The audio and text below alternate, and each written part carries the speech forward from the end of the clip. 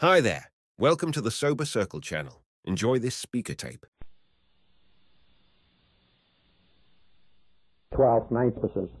And please do not break the anonymity of any speaker at any public level. The original of this recording and this copy were both made by Bart Daniel at 1332 Santa Ynez Way, Sacramento, California. I think that'll have to be enough out of me. We do have a speaker here tonight. And ever since I first came into AA, I've heard what a great pitch this guy can give. He asked me, he says, where are you calling from? Because there's another Bob Horrigan in AA in Los Angeles, and he's about the same age I am. And I had to convince him that I was from Reno. I don't know whether he thought the other Horrigan was on a binge or what. But, anyway, without any further ado, I know we've had enough formalities and so forth. We'll get into the heart of the meeting, and I'll introduce Jack B. from Hollywood, California.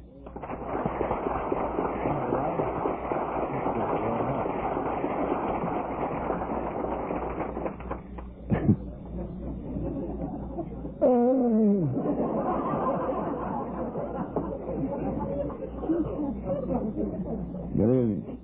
My name is Jack Bailey, B-A-I-L-E-Y, and I'm an alcoholic. That's one of the worst introductions I ever had. And if there's anybody here from the press, it's B-A-I-L, and put the E in. Bob introducing me as Jack B. reminds me one time we were at another meeting, and this guy was more anonymous than anonymous. Very careful. Everybody was Ray F. and Susie P. So he came to introduce me, and he said, and now I want you to meet our main speaker, Jack Bailey from Beverly H.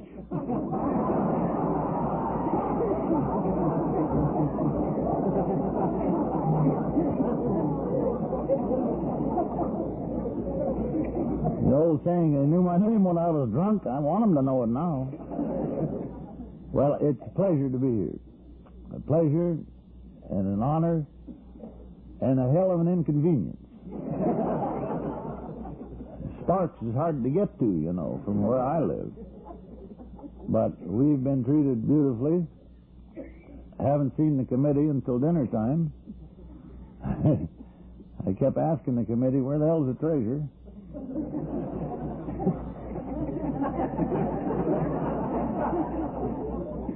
Pay all your expenses, Jack. Just come on up. If my wife hadn't hit a jackpot, for God's sake, we'd have starved. And we better get something straight now. My wife by marriage is here.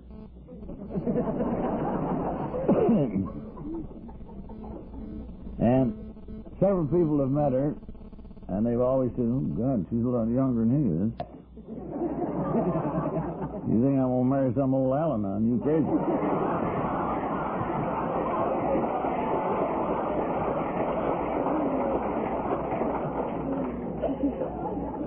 I think it's only fair to tell you we live in a big house in Hollywood. I chase her all over the house. When I catch her, I forget what the hell I was chasing her for. But we have a lot of fun. She reads a lot, and I cry, and And I'd like to have you meet her, and I would like to explain, she is not in Al-Anon. She is a member of us, Alcoholics Anonymous, one of the worst drunks, I guess, and it's impossible. She got a 5:02 at 8 o'clock in the morning going to work, for God's sake. So if I may indulge a moment, I'd like to extract over from Escalon, which is, that's even south of Modesto. She's here, and she's been a member of AA for a long time, and I'd like to have you meet my niece, Marvel. Can you get up, Marvel? That's good. That's Marvel.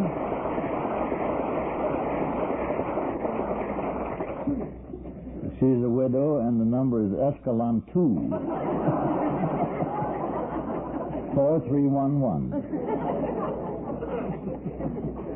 Oh, dear. I love these banquets and I was going to say conventions, these festivals.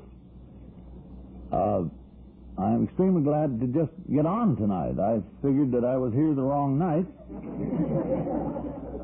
and that the Spring Festival meant a musicale. I wasn't sure, but I thought they were great. I'm sorry some of you missed the governor and the lieutenant governor, and you missed the fact that he'd been on a geographic today. He'd been about 12 places trying to find a friend.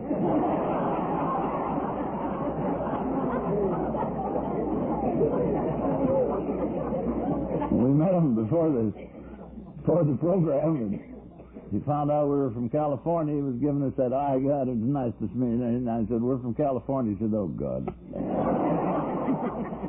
I thought it was very gracious of him to come. Now then, I would like to qualify a little bit tonight, before I get into the sermon proper. The sermon subject will be what I like about AA. Now, I could give the whole damn sermon in one word and sit down, we could all get out, but we paid, we might as well stay.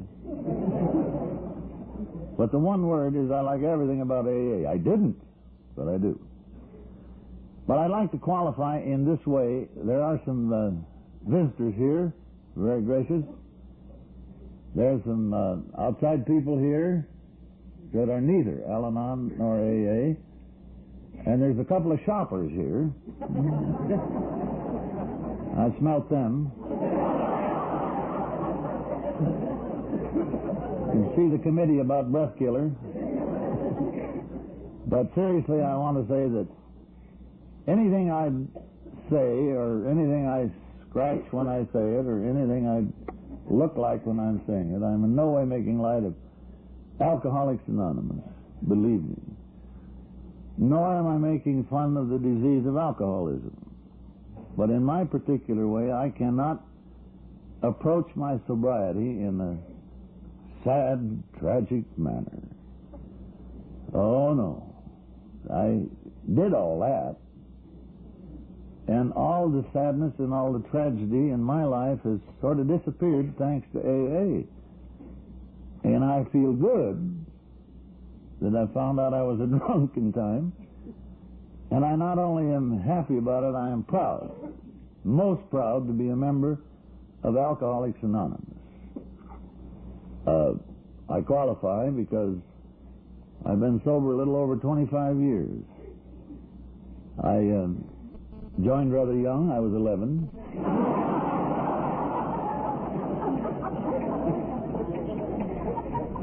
Give or take 35 or 40 years. But I've found through the years that one of the secrets is comfort and happiness in Alcoholics Anonymous. Now, I'm not going to give too much of a drunkerlog, but I would like to point out that when I came in 25 years ago, it was a disgrace.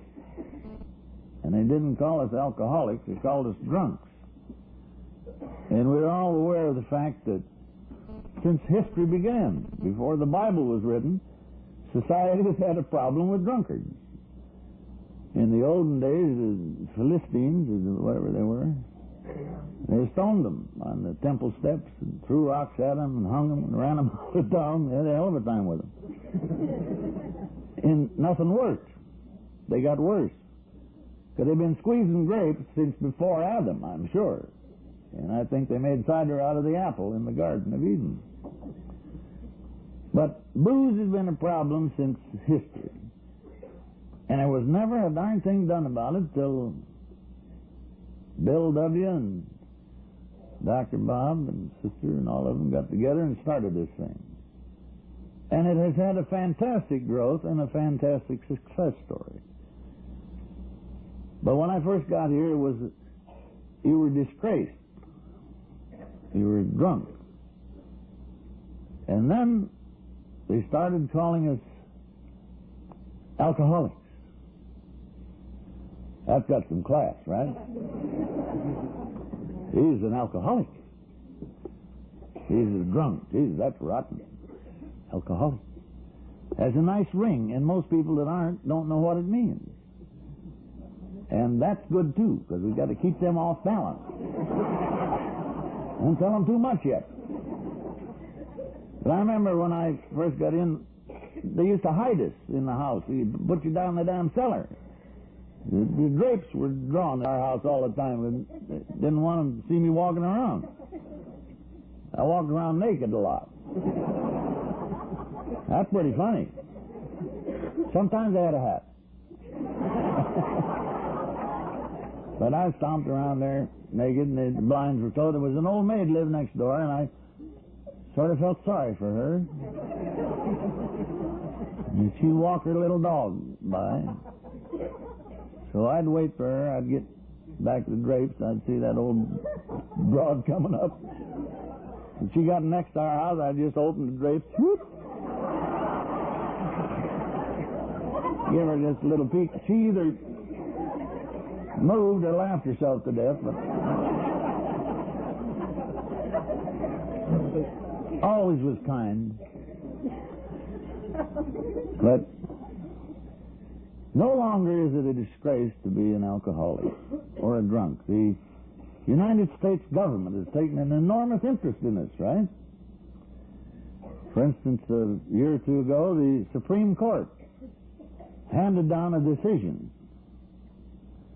that alcoholism in the United States was terrible.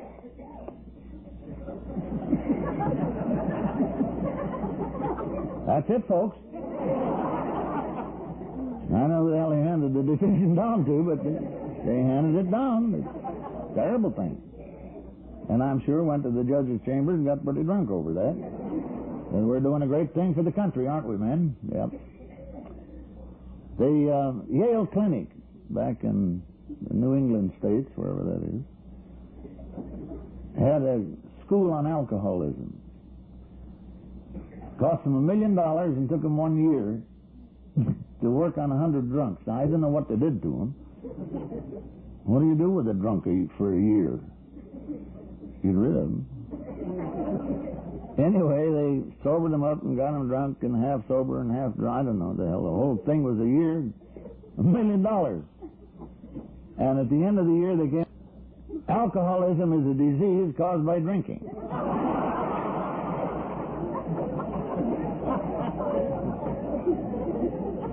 And furthermore, the only way to cure that disease is to have it stop. There went $1 million, and I don't think he made social drinkers out of anybody. It's great. One more little item, then I'll get into the sermon. This item will make you all feel better and sleep better tonight. It was a great revelation to me when I heard it. This is a cheapie. This only cost $16,000, but they had an enormous project, and for $16,000, they found this out, friends, that rats get drunker on bourbon than they do scotch. Well, isn't that a nice thing to know? I have yet to see a 12-step rat, but should have watched him if he was drinking bourbon. Well, all of that jazz is going on. And we found out something in AA, or they found out for us, thank goodness, that all this money, all this psychology, all this non-medical treatment, nothing worked, right? Until 3 people started Alcoholics Anonymous. And I liked that because when I first got in AA, I found out who started it. I thought it was neat. Alcoholics Anonymous was started by a guy that lost his seat. He lost the other two, but he lost his seat on the stock exchange. It was started by him, a disbarred doctor, and a crooked nun. Now, those are my kind of people. I like that. The 3 of them were no good. Bill Wilson, he got killed, and Dr. Bob and the crooked nun was our beloved, saved many, many lives. He duped these drunks in the side door of the hospital at Akron and say, "Oh, no, Father, he's not drunk." He's got barnacle hepatosis. And get the old guy in there or the old gal in there and sober them up. Now, I like that kind of an organization. You see, AA wasn't started by social workers. Do-gooders. A bunch of people that look down their nose and say, I think this plan would be good for them. It was started by the people that couldn't handle booze either. So when I first got in AA, I felt good about it, because for about a month I was going to run for president. Till I found out they didn't have any. But I found out for once in my life there was no competition in AA. Nobody can get soberer than another. You can only get so sober, and that's it. And from then on, the goodies start. So I found out there was no competition. Then one of the biggest things I found out that did me a lot of good immediately was that instead of all the things I'd been called, weak-willed, no good, is that all you can do, drink? Heard that a lot. I wasn't any of those things. Instead of being weak-willed and all that stuff, instead of any of that terrible stuff I'd been called, I found out in AA I was sick. And I was pretty glad to hear that. And if you're new on the program, and you've cut one of those capers recently drunk, and you're trying to get on the program or stay sober, and the old lady or the old man whirls at you and says, what do you do that for? You say, I'm sick. And that'll work for about 12 minutes. But you know, the fact of the matter is, in all truth, that's one of our problems. Now, not AA, but the American Medical Association of the United States of America, and all the ships at sea, have come up with this, that the three worst killers known to the medical profession are cancer, heart, and us. We are as third sick as a human being can get. And I've often thought, if I had to catch something, thank God I caught what we got. But that's a beautiful thing to know. And the most beautiful thing of it is that we are the third worst ill people. Jesus, that was well said. We're sicker than hell. And instead of going around hanging our heads saying, I'm sick, we sit in rooms like this all over the world and laugh. Is that beautiful? Oh, he's pretty nice. Oh. What was that word there? But it's the God's truth. And there's only one place in the world that can't cure it, but can arrest the third worst killer known to the medical profession. That's here. Right here in AA. You never heard of Hearts Anonymous, have you? Ew. 3 belts of this AA coffee and a dance would kill half their members.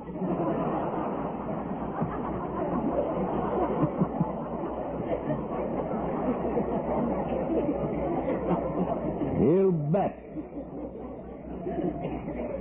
So we're sick, and we'll never get well. So what? It's a big decision we had to make, right? You're either going to live or you're going to die. And I'm glad to hear it. I was sick.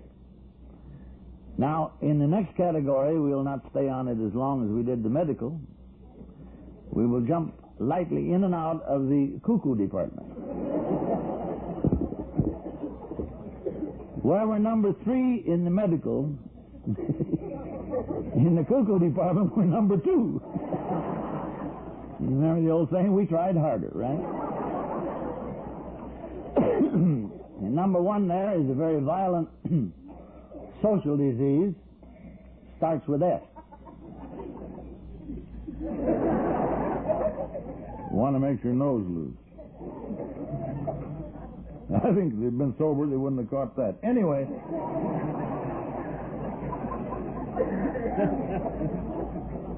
We're crazy. And the flip makes us crazier. One more thing. At every meeting, most meetings, every discussion, every talk with your sponsor, every time you have a few AAs talk, and you'll find out that they reached the end of the line, right? And maybe in some departments, maybe in all departments, they were no good, is what they mean. They lost their family, lost their job, lost their home, lost their car, and they didn't have a reputation to lose. But they were no good. So why wouldn't I be proud and happy to get in an organization, ladies and gentlemen, where you have to be almost dead, pretty near crazy, and no damn good to get in it? And that's why we have such great statistics. 50% of the people come, they join the club there, they make it the first time, never drink again. Progress. Where else can you go when you're almost dead, nuts, and no good? You gotta go up. There's no other way. I remember when I was doing a show that I suppose most of you have forgotten by now.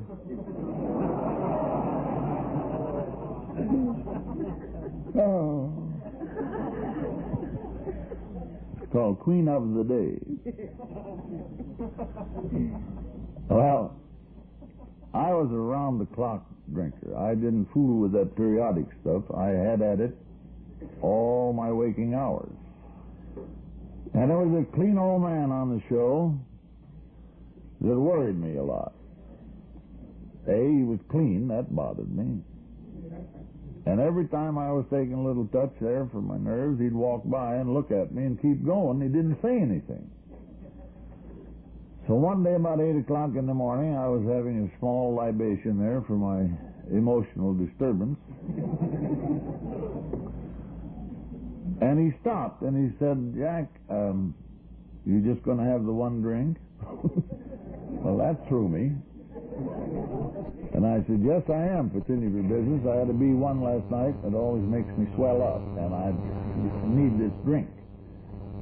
And he said, "Well, if you ever need any help about your drinking, and you will pretty soon if you keep this up, you give me a call, and I'll see if I can help you, if it isn't too late."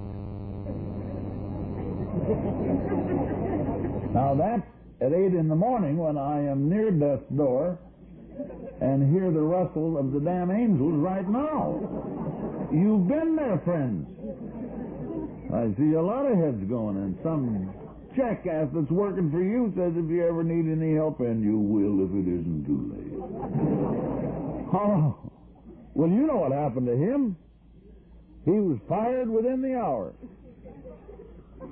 God, if I didn't get him out of there, and he got another job, and he's been rich ever since. But he did one thing, friends. He planted the seed. And I don't think we know how important that is, that seed planting bit. He planted the seed. And we plant seeds, especially when you're new on the program, by just walking around sober. It worries the hell out of your friends. What's the matter? He didn't throw up on me last night. He's sick. Didn't whittle on the floor. What the hell's happened to Claude?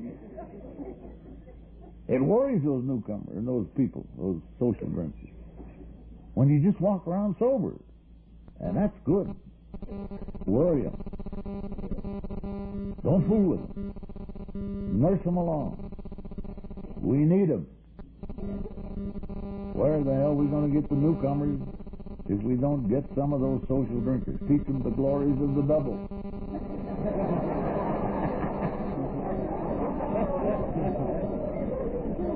And you develop the attitude of you drink, and I'll wait.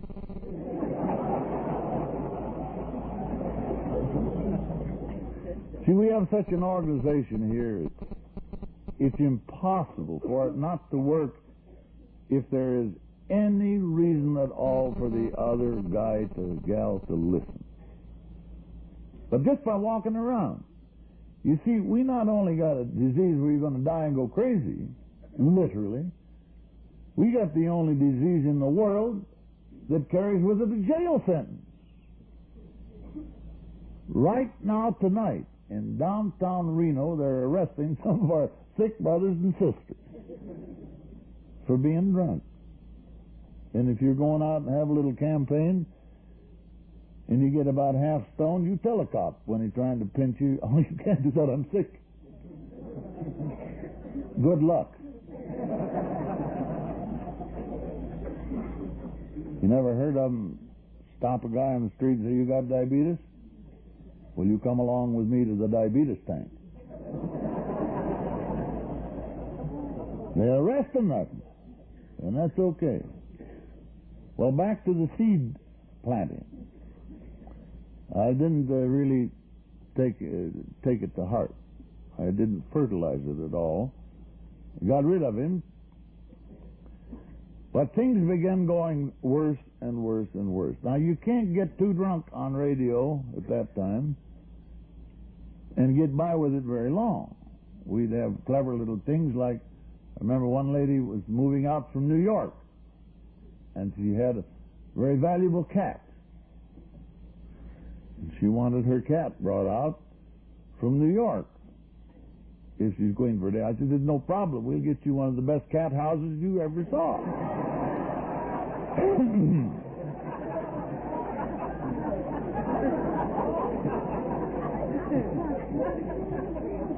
Yeah, that's the short road out, you know, that way. I can't tell you some of the other things because...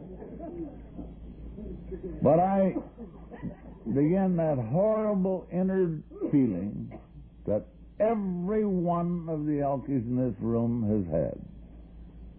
There's something going wrong. And it can't be me, but it's them, and they're after me. And they don't like me, and I can tell. Get me 3 more. But you begin to get a feeling way down in here that something is really, really wrong. And pretty soon that booze isn't covering it. I know I went to a doctor. I was forced. Well, I was lied to. They said we were going out and see a friend of mine, and I knew he had a jug in his desk, so we went out there. But next door there was a doctor. And the doctor got me in that back room, and he put me on that table to examine you. I was naked again. I was naked a lot again. And there I was, laying on that slab, and he was prodding me and everything, and he went up and down the whole bit. And pretty soon, he looked down at me, and he said, well, I'll be damned. And I said, well, that's a great diagnosis. What did you find? He said, nothing. And I said, well, get me my pants, sir, and let me get out of here, and don't send me a bill. You didn't find anything, I don't pay you. Alcoholic brain again.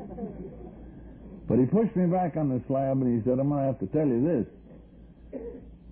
If you don't quit drinking the way you are, and I know about how you're drinking, you're going to be dead in 6 months. Well, to an ordinary or normal person, that might have shook him up a little. But not me. Not old Jolly Jack. I finally got my pants and went back to my office at the Plaza Bar. Yes, I held forth there quite a lot at the Plaza Bar, and I explained to everybody I was about to die, and we had a nice laugh over that, and then we started to sing. I'm the only Protestant I know of that held his own wake and led the singing. But we sang one of our best numbers was I'm Waiting for Ships That Never Come In. And we all cried over that. Then they had to hum, and I sang through my tears, Now is the hour when I must say goodbye. I must have gone through 3 or 4 audiences that day singing that. Well, now, there is no normal person that any of us will ever hear of that a doctor says, you're going to die. I said, oh, the hell I am. Well, we go down and sing about it. I didn't have too much trouble with that insanity clause. But that's the keen brain of the alcoholic. They decided I should meet some new people. God, have you been that route? That's a local geographic. Meet some new people so you won't drink so much. And I was forced into the Hollywood Rotary Club. Now, you talk about Dullsville. I only drank doubles when I got there, and I come out of there drinking triples. And this is a true story. They had a big badge, a rotary wheel, cost $60. You had to deposit that, and you lose your $60 if you lost your wheel. And they're more anonymous there than we are in AA. It's just jack. You don't get to be even in Rotary. And they cut your tie off. You have a lot of fun. Oh, God. Well, the first day was a big day. I got my wheel. And everybody was so happy for me. And there was Jack on it, spelled right. And they're all numbered, and as God is my judge, my number was 86.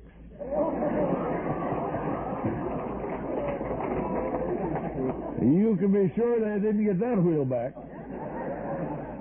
And I pinned it to it's a very obvious spot, and went back to my office at the Plaza Bar, and I taught everybody within earshot the Rotary fight song. We're jolly good fellows, we fight, we fight, we fight. Hey, what the hell they're fighting, I don't know. Fighting the meetings, I guess. And I had a lot of escapades like that. But inside it kept getting worse and worse and worse. So finally the moment of truth came. Was one Sunday morning, everybody was out of the house. There was enough liquor in there to start a liquor locker. But I picked that morning to see how long I could go without a drink. Disaster. I did what every drunk in this building has done. I thought I drank the coffee too fast. I'm inhaling too deep. And my problem in the morning, other than my hands swelling up, I didn't shake. I didn't. And a lot of you still do. God, I was leaping around the house. So finally I thought, well, I go out on the front porch to get some air. And I remember I went out and put my arm around the post, took a deep breath, and that pretty near did me in. And I got back in the house quick. Well, I discovered after I've been sober about 6 weeks, we don't have a post on the porch. And I was probably naked with my hat on again.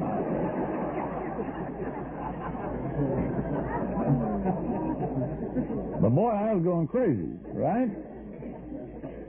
And all of a sudden, as if I thought then by magic, now I know. He shot a picture of the clean old man right in my head. And I thought, by George, I'm going to call him. Because I was scared. Is that clear, friend?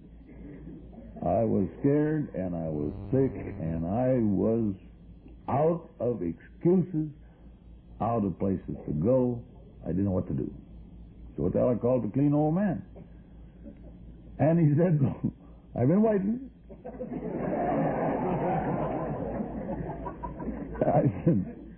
He said, do you think you're an alcoholic? And I said, I know I am. And he said, well, thank goodness you said that. Everybody in town knows it. Now it's unanimous. And I said, well, I didn't call to hear your humor. I am dying, and I don't know what to do. What can I do? And he said, go out in the kitchen and take a drink. I was sure I didn't hear that. And I said, don't get the cutes, please. What the hell will I do? He said, go out in the kitchen and get a drink, and I'll be over and talk to you. Well, boy, I put that phone down fast. And I went out there and I had myself a drink. Or two. And then I got in the front room and I thought, as every drunk here has thought, that's pretty good. I called that guy up. Yep. And good thing I just did there. I asked for help. That's wonderful. Jack, you're pretty sick. He said, take a drink, we'll get another. So, I went out and I got another. And by the time that had hit bottom and the birds were singing, not screeching, and that glare was the sun, it was a nice day, the doorbell rang and I was ready for him. And I flung the door open and said, come on in there, Mike, tell me what you got on your mind. If I like it, I may take it, I may not. That was within a half hour when the sniveling boob was calling asking for help. And in a half an hour, old Claude Smart was there. Come in, eh? Well, thank God I picked the wrong Irishman, because he said, before I come in your house, let me get one thing straight in your head. You need us, but we don't need you. Well, now that hurt. Good God, here I was offering myself. And that guy came in. And then he started to annoy me, really. Because all he'd do was talk about himself. I was humble drunk, too. I wanted to have him hear my problems. And all he'd do was talk about himself. He lived in a chicken house when he was drunk. Well, that was terrible. I was sorry about that. I wasn't in a chicken house. And I'd hear the back doorbell ring, and I'd go answer the back doorbell, and nobody there. Then I'd hear the phone ring upstairs. I'd go up and answer that. Ain't no phone up there. So about the fifth trip out of the room, when I got back in, he said, Jack, why don't you bring the bottle in here? And I said, well, how did you know? And he said, because I'm one, too. That's the magic phrase. I'm one, too. That's when I learned once and for all, it takes a thief to catch a thief. It takes a drunk to catch a drunk. Well, we discussed where to hide bottles. Christ, I could have had 12 drinks in some of his keen places to hide them. And I got interested. And I said, where'd you hide them? In the chicken house. I began loving his chicken house. So we became friends. And that's what it is. One drunk becoming a friend of another. And you listen to him. I wouldn't tell that damn doctor anything. But I told Mike everything. Terrible things I told him. He still used them against me. He's been my sponsor 25 years of blackmail. You got to get a sponsor if you're new. And I'm sure all of you know what a sponsor is. A sponsor is a guy or gal that tells you what to do that they should be doing themselves.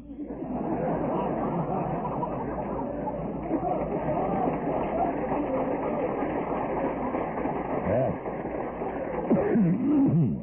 Well, anyway, we discussed where to hide bottles. All of a sudden, he insulted me. He said, now, we're going to go to a meeting.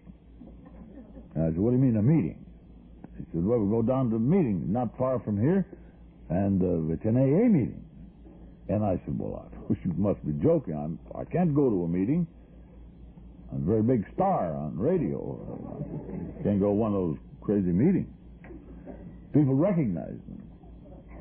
And he said, who's going to recognize you from radio?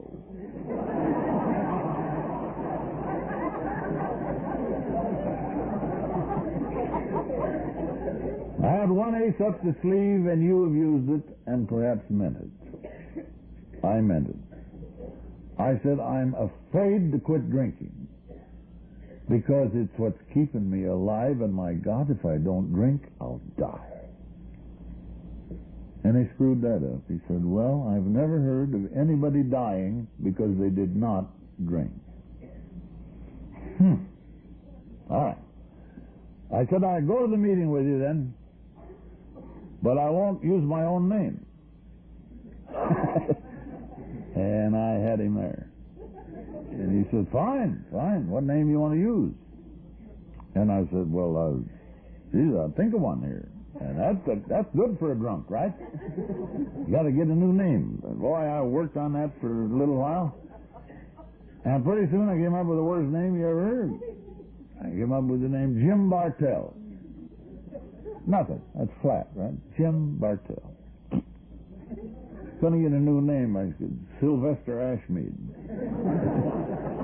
Chauncey something, but for God's sake, Jim Bartell. So that was the name we decided on, and this poor patient thing, on the way from our house to the North Hollywood meeting, I made him practice. It's just the two of us in the car. I made him practice introducing me to the steering wheel. And he did. Well, it was Jim Bartell. Oh, Jesus. The only time I can remember going to a meeting and not remembering it was about that time. And all I remembered about the meeting is that the North Hollywood group, they turn the lights off just as the meeting starts. And at the end of the prayer, the lights come on. So it seemed to me we were staying outside in the bushes quite a while. But we got in, and just as we hit the room, the lights. And I remember the speaker, Paul, was from San Francisco. Probably you. And I remember that as a boy he hadn't had any tennis shoes. And I thought that was a damn shame.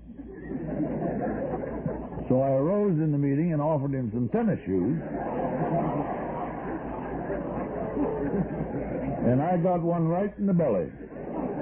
And he sat down. Then they got to the us of the Amen of the Lord's Prayer, and we're back out in the bushes again. Then he decided to take me to the sanitarium. Dry and out house, but a deluxe one, he said. And the only time I could have ever used the name Jim Bartell, I blew it. We had to go down Hollywood Boulevard to get from my house to the sanitarium. And at 4 in the afternoon, we were going down Hollywood Boulevard, and I rolled down my side of the window as drunker than a goat. And at the top of my voice, which you may have noticed a little loud, I yelled, I'm Jack Bailey, I'm an alcoholic going to the sanitarium.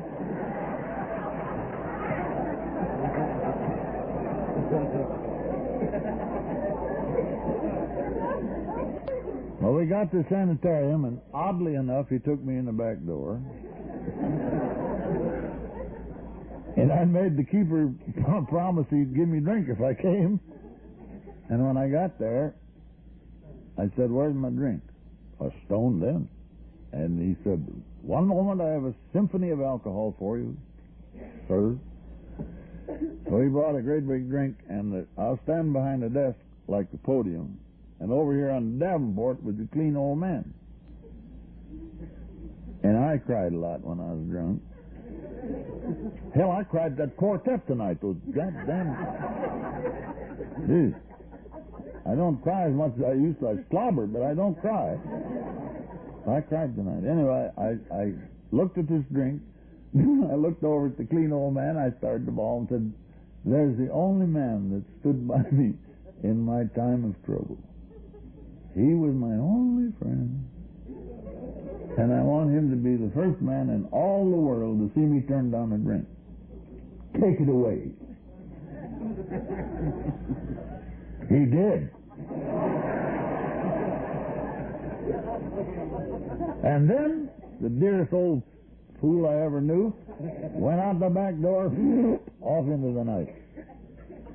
And I turned around, and there was a guy in a white suit, 8 feet tall, with that sanitarium arm. And he said, we're going upstairs, aren't we? Yeah, I got to believe we are, yeah. There we go. So we got up in my room. Glorious spot it was. And the first thing this big goon said was, take off all your clothes. And that worried me a little. I thought, oh, God, you got that queen thing mixed up. Yeah.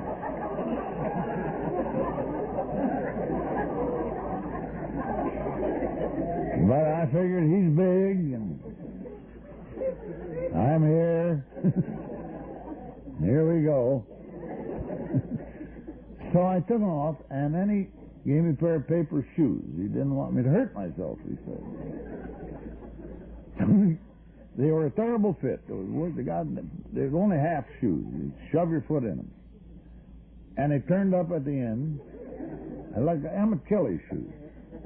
Awful damn thing. Paper. Then he brought me a nightgown, and that fit worse than the damn shoes, except he put it on backwards. I had to walk in it. And there was some ties in the back, and it was wide open, and he didn't tie them. And that's quite a sight. And I thought, well, my God, what am I in here? And I saw a mirror over on the dresser. Put me a nightgown, and that fit worse than the damn shoes, except he put it on backwards. I had to walk in it. And there was some ties in the back, and it was wide open, and he didn't tie them. And that's quite a sight. And I thought, well, my God, what am I in here? And I saw a mirror over on the dresser, and I kind of sidled over, and I got a look. And you've heard about reaching bottom. I saw mine. And that's not a sight I care to go through again. I turned around to get him to tie my shirt up, and he was gone. He'd seen it too, and the romance was over. So I thought, well, I'm going to get him, tell him off. I'm paying a big fee here. I'll get my nightshirt tied at least. And I went over to the door, and there was no knob on my side of the door. That was my bottom. Never been necessary to take a drink since then. You see, I don't know if we realize it, but it takes an awful good man and an awful good woman to make the program of Alcoholics Anonymous. Now, in my particular case, the doctor says you're going to die, go down, get drunk, and celebrate. I was cheating, I was lying, I was stealing like every other drunk. And in order to get on the program and stay on Alcoholics Anonymous, you got to change every rotten thing you've ever done, every rotten thought. And that takes a little doing, ladies and gentlemen. And that's why you can hold your head up pretty high. And it don't say in there, we are saints, it says we are not saints. And all we're supposed to do is try one day at a time. And don't take the first drink. Now, there could be the thing that's wrong with Alcoholics Anonymous, that phrase, don't take the first drink. That is too much for the keen alcoholic mind to comprehend. That's an enormous thing to comprehend. Don't take the first drink. The drunk will say, why not? Because it gets you drunk. You say, what the hell am I taking this for? Then you call an older member, quick. But it is so simple and so basic, and without it, we're dead. Don't take the first drink as long as we both shall live, and we shall live happily ever after. Another beautiful thing, you can't get kicked out of AA when you get in it. I don't care what you do. And you know a lot of you are going to do it. You can't get kicked out. You imagine calling your sponsor at 4 in the morning, and you always have slips at 4 in the morning, right? Whatever happened to matinees? I always wait till 4 in the morning to get drunk. Anyway, the phone rings at 4 in the morning, and here's that voice. Hello. This is Ralph. I got drunk and wet my pants. What can I do? Well, can you imagine your sponsor saying to you, what? You broke the rules. You took a drink, you say? You're not supposed to do that. And so you're not going to be a member anymore. Don't ever call me again. And hang up. And never do it. Get the old lady up and say, my God, where's the book? I've got to go get Ralph again. So you get the book, a half a pint, and a butterfly net, and out you go.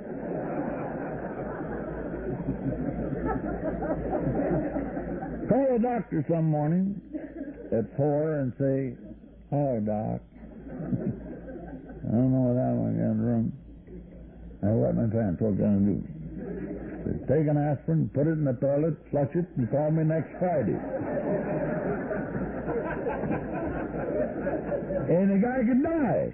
The gal could die. But a crackpot drunk will go out, by God, and get him again. There was nobody at the door. Sylvia's meeting last night was beautiful. Nobody at the door sniffing breath. Nobody said, from whence came you?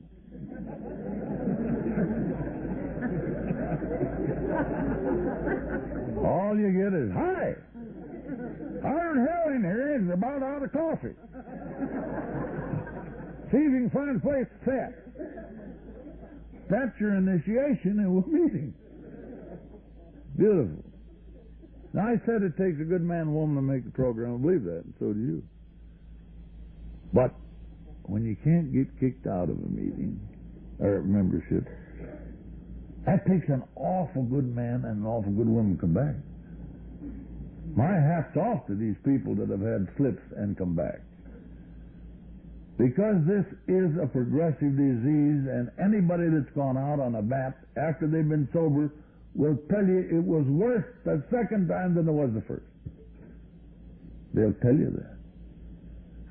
And boy, the horrors and the terrible trauma of coming back the second, the third, maybe the fourth. But what a blessing to know that you're always welcome. Maybe your buddy's here, or another buddy. And when you think of a meeting like this, so full of vibrations, so full of love, it's almost more than you can understand. And the most wonderful part is we don't have to understand. We are living a miracle. Preachers talk, poets write about it, everybody's talking about miracles. You and I as alcoholics have lived our own miracle. And that's kind of nice. That's kind of nice. Now, this is where the chairs scrape. A lot of coughing during this session, because I'm now going to get holy. I'm going to talk about spiritual side. The boogie part. And you know it isn't, so do I. I come to you tonight, seriously, as an authority on religion. The hell, do you think Chuck had that? Now, my being an authority on religion has absolutely nothing to do with Alcoholics Anonymous. Is that clear? No. I was born in Iowa, right damn near a cornfield. My mother was not the town president, not the county president. My mother was the state president of the WCTU. I didn't inherit boozing from Ma. My father, to my knowledge, had one drink in his life, and that was to cure boils. I don't know what happened to the boil or that bottle, but so I didn't inherit drinking. I'd like this kept anonymous, but my maiden name is John Wesley Bailey. Now, you cannot get any more Methodisty than that. And all my childhood I heard, "Thou shalt not. God is watching you. God knows everything you do. God knows what you're doing behind the barn."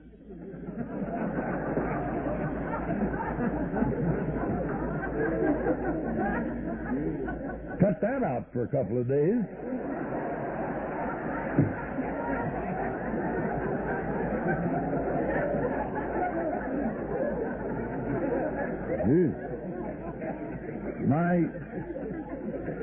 My childhood, I was literally spooked by God. I thought he was some old guy up there in a cloud with his whiskers over his ear and an iron pen scratching on his tablet or something. John did this, John did that. And it's anything but true. In Alcoholics Anonymous, we love God as we do or we don't understand him. It is a very personal, intimate thing in your own heart. Now, I know that the word God at sometimes in the beginning of membership bothers people, and it's all right. For your information, in case you hadn't heard, I'd be glad to pass this knowledge on. There is no clod God, or if you're a woman's lib, there's no myrtle God up in heaven keeping score on you. There is a divine presence coming through somebody, usually another drunk. And that's pretty neat, because all we can do is carry a spirit, a feeling, a vibration, which most of us like to call God. But if you're new, don't use the word God, capital G-A-O-D, or small G-O-D. Don't use it if it bugs you. You mustn't be bugged, you must be comfortable. But you must remember one little word to use and use a lot, and that word is thanks. Don't thank nobody, but do say thanks.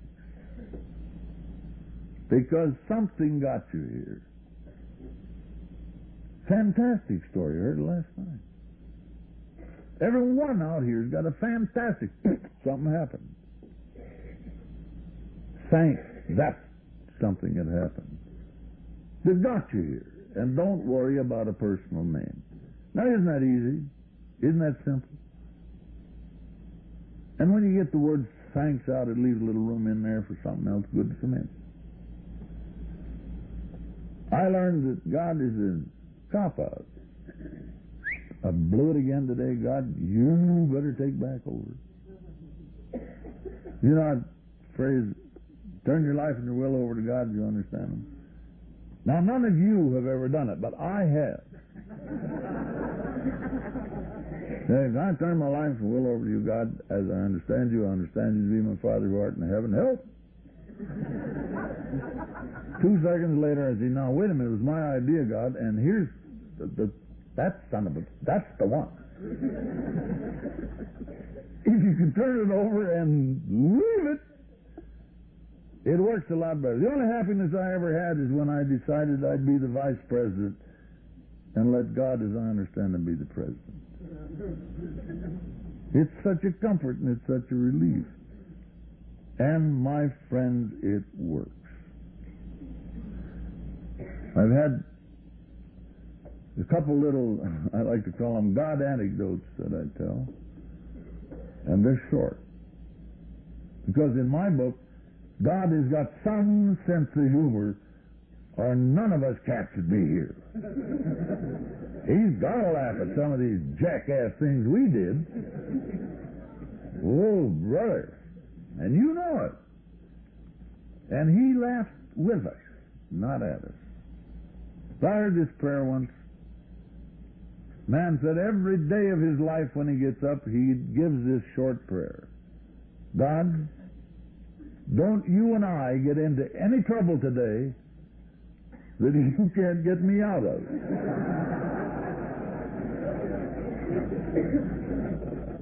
That, my friends, is philosophy. You know, we're asked in the 11th step, or we're told to pray for knowledge of God's will for us and the power to carry it out. We don't have to know it all.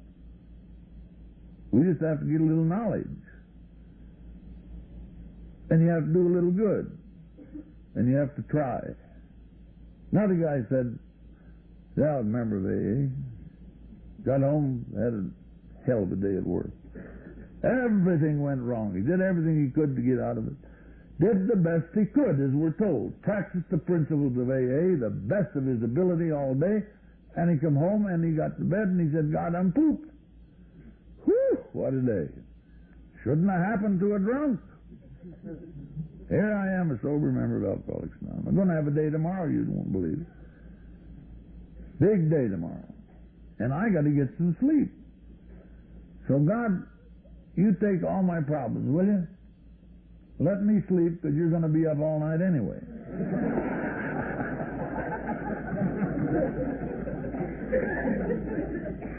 You can't teach a drunk to pray. He's been praying all his life. Oh, God, if she's only asleep tonight, that old bat. May my boss get a fungus, that rotten.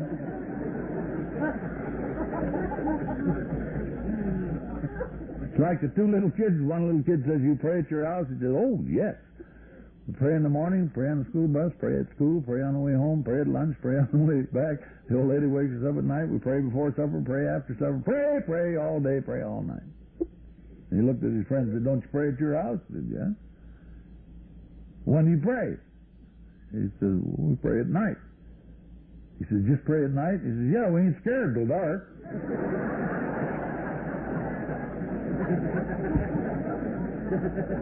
We don't have to be afraid anymore to pray. We don't have to be afraid to meditate. Meditate is when you listen. Prayer is when you ask. We're not good listeners at first, but it's so simple and so nice, and you say thanks. We have one problem, and it's a baddie. But we've had an enormously elegant lunch, elegant dinner, great Alano Club, great camaraderie, great people. The only good people I've ever met in my life and my business has been people. Are people in Alcoholics Anonymous. And I'm convinced that God loves us a little better than those normies. I know it. We'd be dead. How the hell that Sylvia's alive? I don't know words about her to half the night.